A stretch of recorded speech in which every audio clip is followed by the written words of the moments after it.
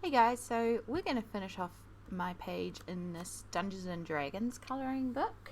This is by Todd James, and if you are a D&D nerd like me, this is a fantastic colouring book.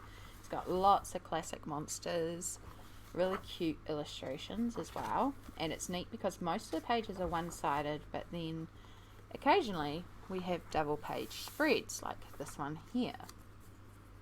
So this page has been a bit of an experiment for me so far. I have been using water-soluble materials such as Inktense and Albert Drawers in this so far. And while this isn't the best paper for it, I've had a lot of fun and I've learned a lot about water-soluble materials while I've been working on this. So all the character and scenery elements are all done, they are all coloured, but the gold is not finished. So I have laid down a base colour of Inktense. I believe this is just the tan colour. And my idea for this is to actually cover the gold in glitter, which is something I have done before and I really love the effect of. And so what I'm actually going to show today is how I make my own glitter glue. For these sort of elements, which I really love the effect of. So you will need a couple of things. First off, of course, you will need Mod Podge.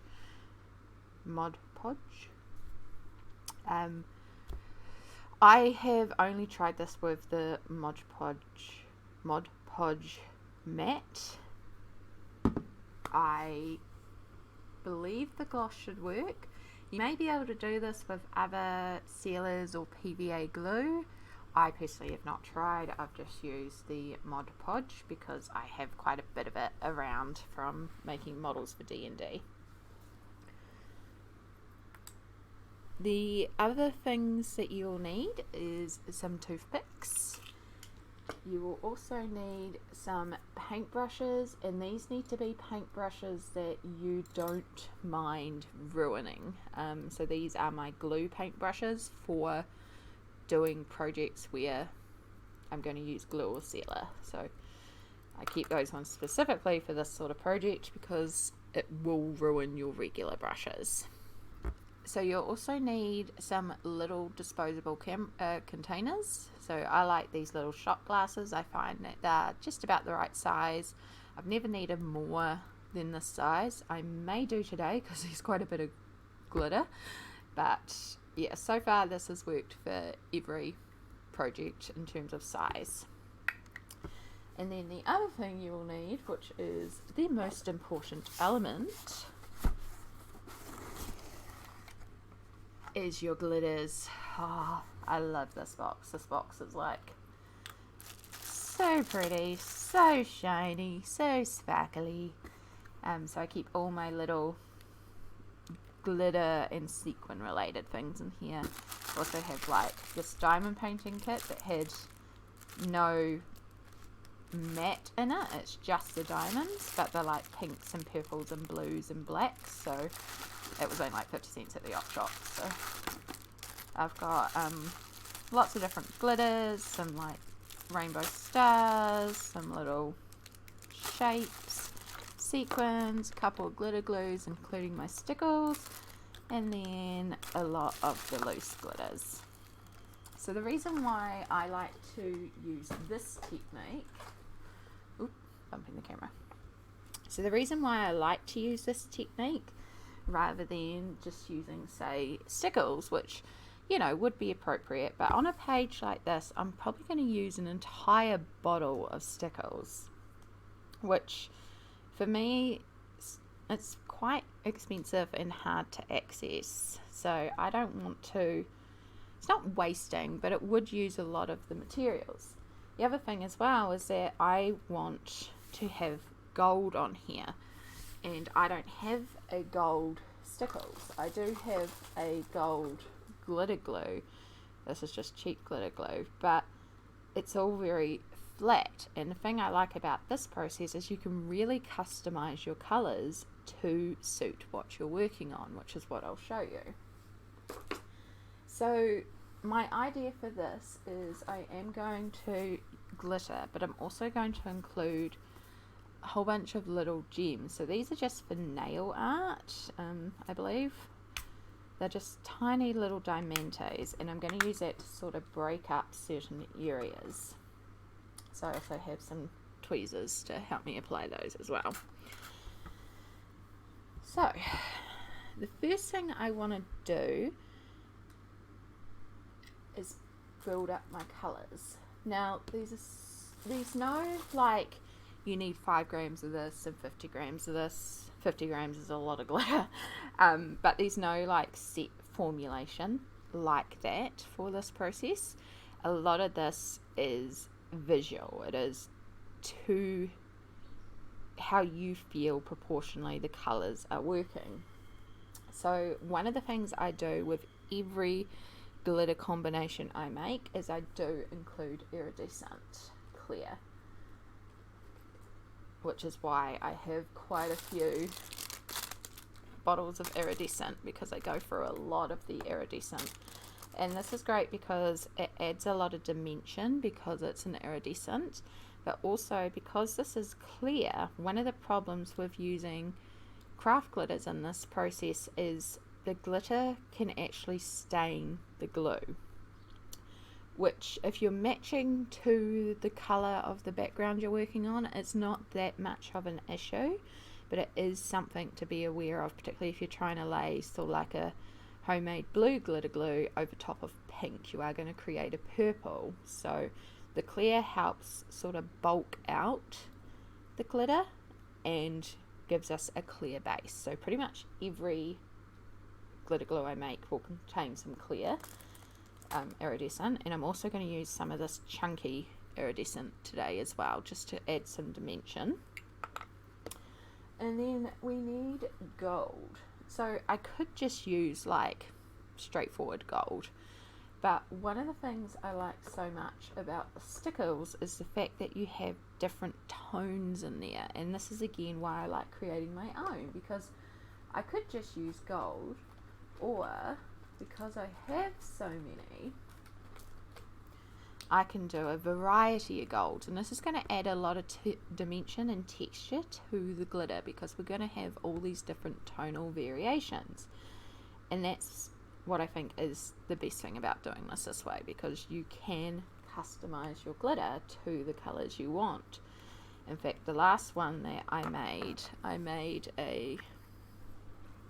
this is like a mixture of green, gold and clear, and it just looks green when you look at it, but if you look closely, these little bright gold reflex in there, these clear iridescent, and these are green, so it gives the illusion of being a green glitter, but it's actually got more tones in there, which makes it really pretty when it applies. And I'm actually going to use this container even though it's got a little bit of green left in there, because the green will go in the gold. It just adds another element. So we'll just move this guy out of the way and let's start building. So I'm actually going to have 2 containers today. I'm going to make my glitter mixture up in one and then pour half into the second one, which I'll use for the Mod Podge mixture itself. And the reason is I do suspect that I am going to need a lot of glitter today, so I would rather make too much gold glitter and then have some mixture left over, because it is very difficult to remix exactly these colors. So if in doubt, make more than you think you need.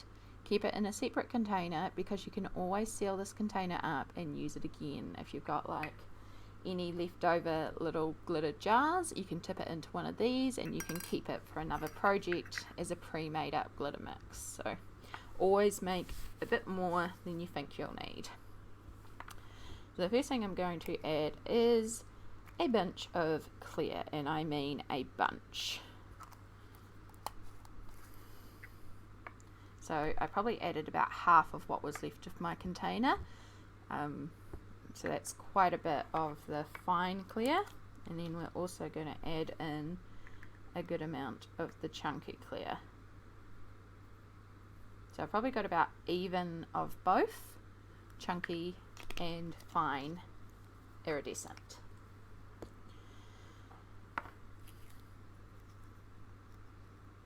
So I'm kind of working on a 1-1 for these, and then I'll probably try to do half of each of these. So it's sort of like these two even, and then half of one of these in a colour. And again though, I am just eyeballing it, so there is no particular recipe for this situation. You just really have to sort of go with the flow.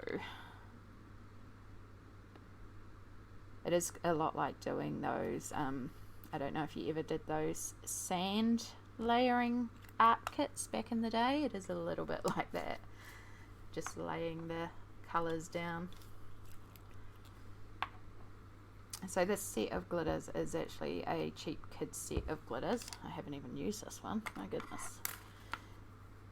So it does have a tendency to colour the Mod Podge, so I am aware of that. It is something that I am used to. So again, because I'm building up a gold tone, I'm not too worried if it's not particularly,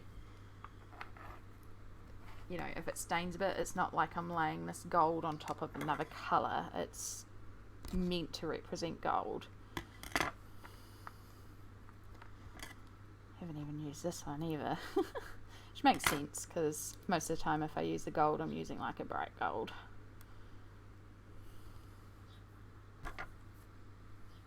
I thought I had a yellow glitter too. That might actually be quite good to add. Give me a second. I'm pretty sure I have a yellow as well. I do.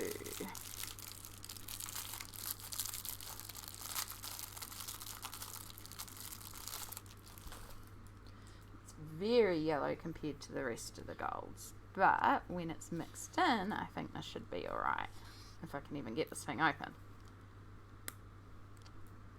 There we go. So I might do just a touch less of that one, because we can always add in some more. Now we're going to use one of our toothpicks, and we're just going to start mixing this mixture together. And this will give us an idea of how the glitters look as a whole. So don't be afraid to get in there. You really want to try and mix this as evenly as possible.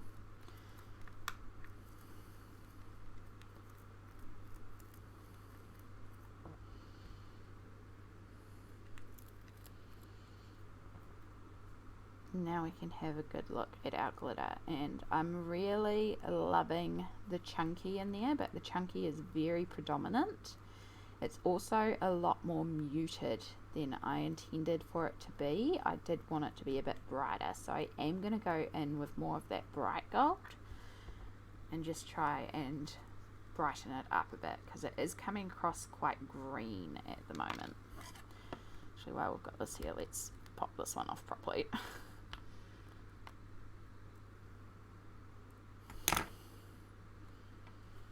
And yes, you will get glitter everywhere while doing this. It cannot be avoided.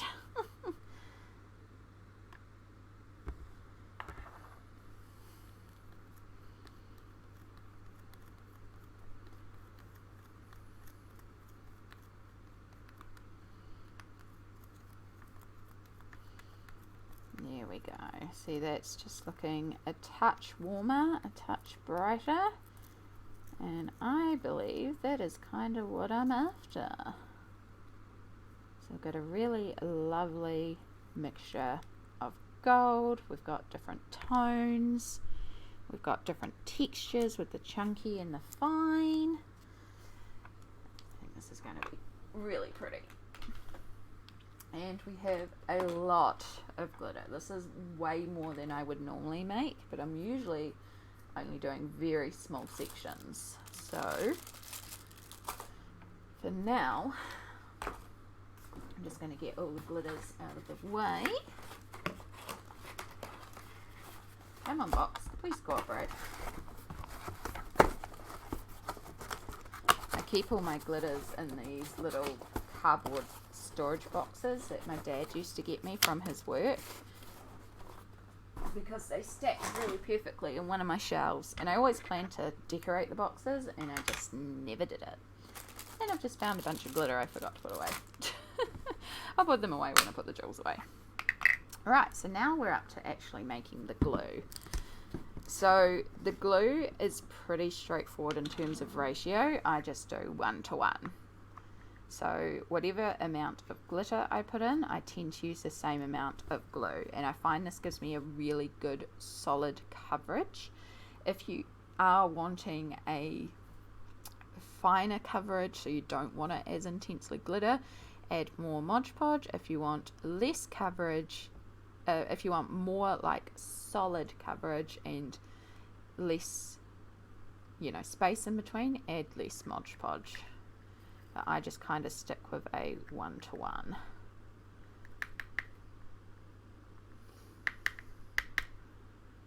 So I'm only going to make up a little bit at a time as well, because again, we can always make more. And you could be really anal and pull out scales or whatnot, but again, I just eyeball all of this. And now we start mixing the two together. And you can also add a couple of drops of water to this to help it blend. And you can see, I don't know if the camera will pick it up, but you can see we are starting to get some stain from that yellow glitter. So the yellow glitter is going to stain this with a bit of yellow. But that's okay, because it'll just tie in with the tan background that I've already pre-laid down. So make sure that you like really scrape against the sides and the bottom, just so that you do mix everything together evenly, because you do want to have a good even mixture of the glitter throughout the Mod Podge. I always call it Mod Podge, and it's not, it's Mod Podge.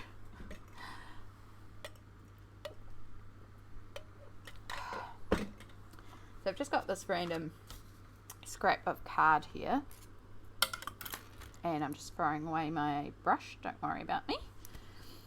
And we're just going to lay down a test, and this will help you determine if your glitter is dense enough, if you want some more glitter, and it will also help you see the staining. So you can see very clearly that we have got a yellow stain here. I also am not happy with that glitter coverage. I want a really dense glitter coverage, so I am going to add a bit more glitter in. So I've probably used half of the glitter in this first batch.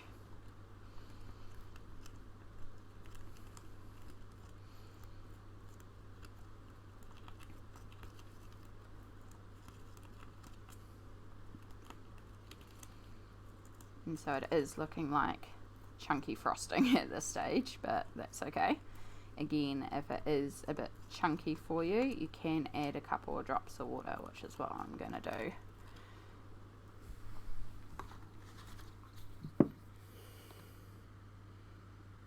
And you don't want to add too much, you just really need a couple of drops just to help it loosen up a bit.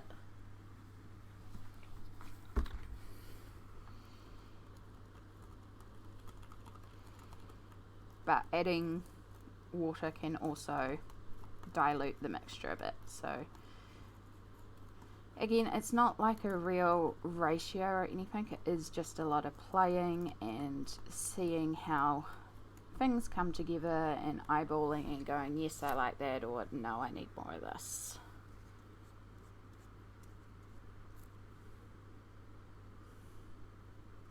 Yeah, so we've got a lot denser coverage of glitter in that lot, which is what I'm after. I like it. Alright. So I'm just going to move that to the back so I don't accidentally knock over our glitter mixture. Open ourselves back up. on this page. Rest here on the paint palette so it doesn't get everywhere.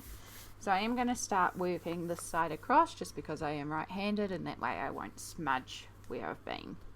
So there's two ways that you can apply the glitter glue. So you can obviously get in there with a paintbrush, and this will depend on the size of the area you are working on.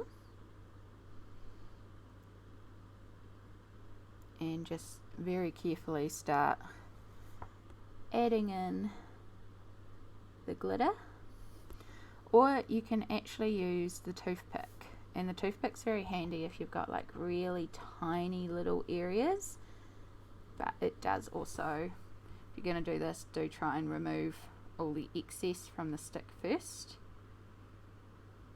which is what I'm doing here. Or, you know, use a clean stick rather than your mixing stick. And you can use this to sort of just push the glitter to where you would like it to be.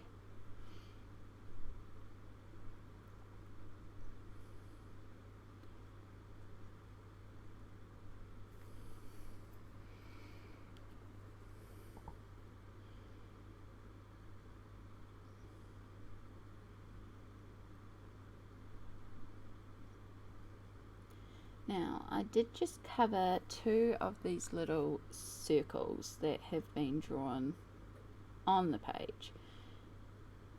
And I have two options for these circles. I can either try to cover them entirely with the glitter, or I can add in a gem. And I think I'm going to start adding in some gems. So I'll just spread out this little blob a bit more.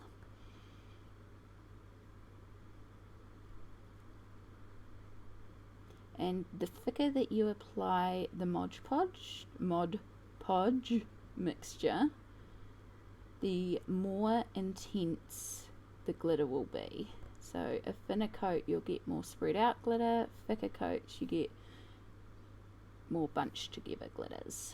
So it's just up to you and your how you want it to look.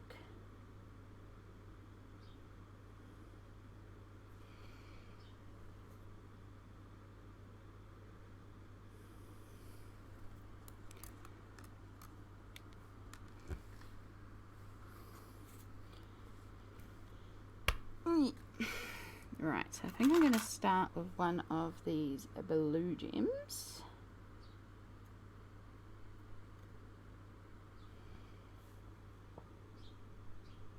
Just very carefully place it in place. And because the Mod Podge is also a glue, we don't need to add in a separate layer because it will just adhere to the Mod Podge. Whoops, and we have a flip, which is exactly what I did not want to happen.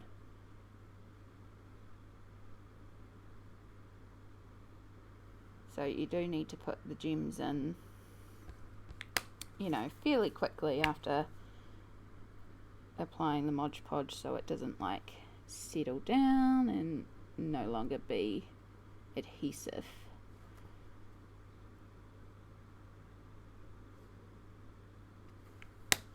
And let's put a green in between there,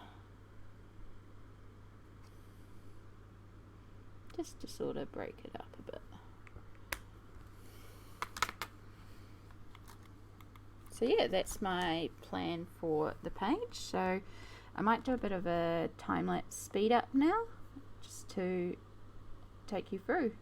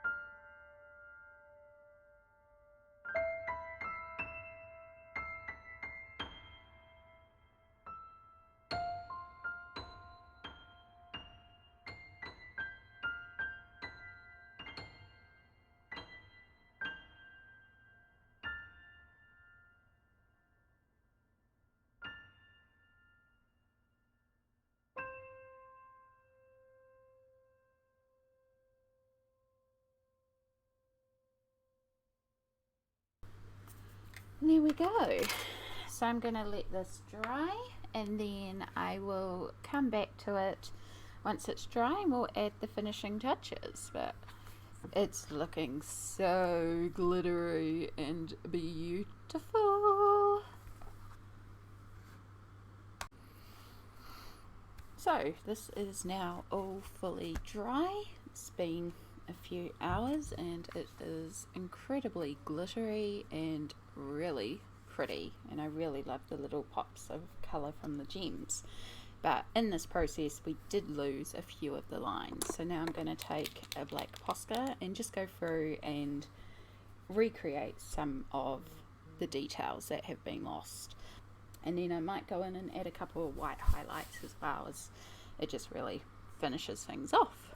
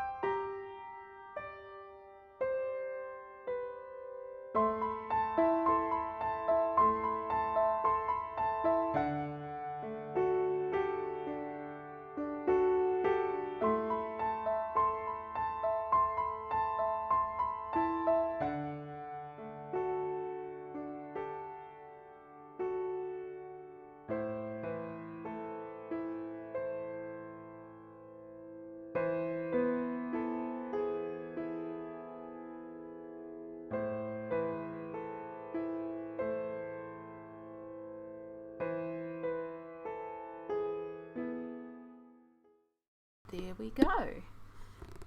I'm really, really happy with how this turned out. I can't even explain how glittery the page is, and it's got like a real comic book feel, which is really, really neat. If I could start again, I wouldn't use the water soluble mediums. I would use different mediums, but I am really loving the effect in the end, and you know, it's like all about the dragon, which, you know, is what I wanted.